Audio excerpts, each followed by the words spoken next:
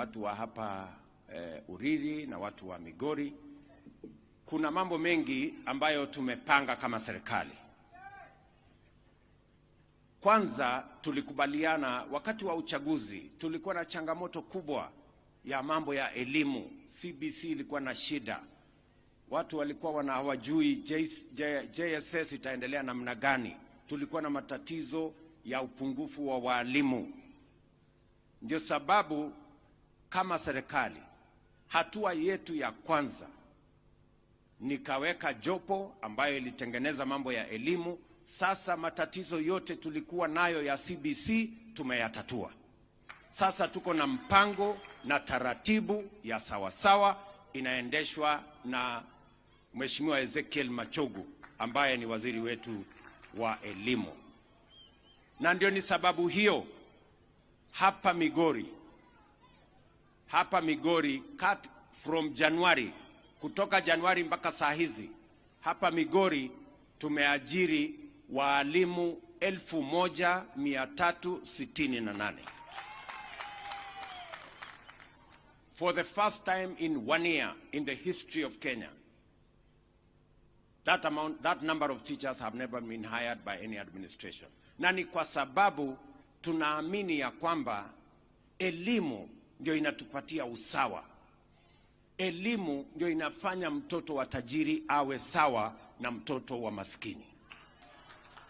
Nyinyi mnanielewa?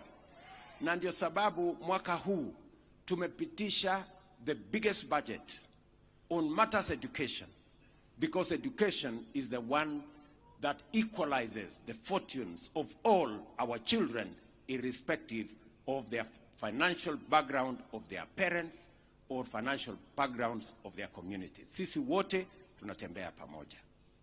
Vile vile tumebadilisha pia mfumo wa vile watoto wetu watasoma katika TVET na university. Pale nyuma watoto wa jamii ambazo wako na mapato ya chini wengi walikuwa hawaendi TVET, hawaendi university kwa sababu kulikuwa na matatizo. Universities zetu, TVET zetu ilikuwa na matatizo mengi ya madeni. Na ndio sababu tumebadilisha sasa, hatutakuwa tunapatia pesa university waamue vile watafanya. Hapana.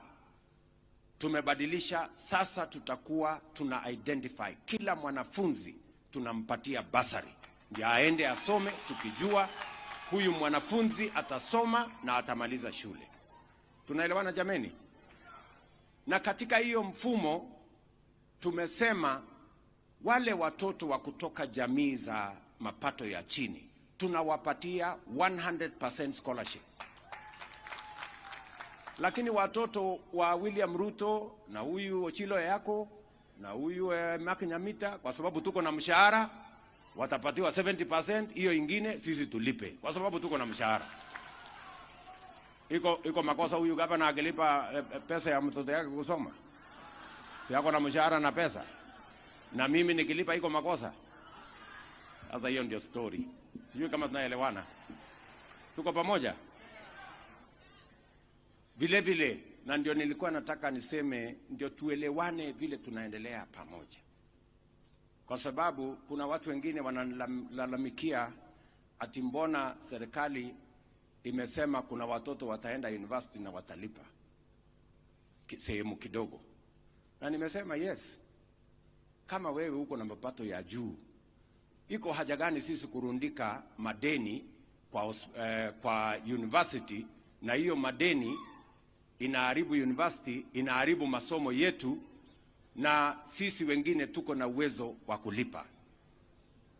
Hata saa hizi watoto wetu ya hawa wadosi mnaona wameketi hapa mbele, wamepatiwa maji ya kunywa. Watoto wao wanasoma katika academy, wanalipa shilingi 1,100, 1,200.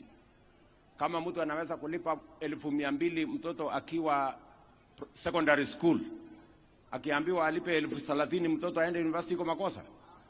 Bana. So hiyo ndio maneno. That's what we want to do.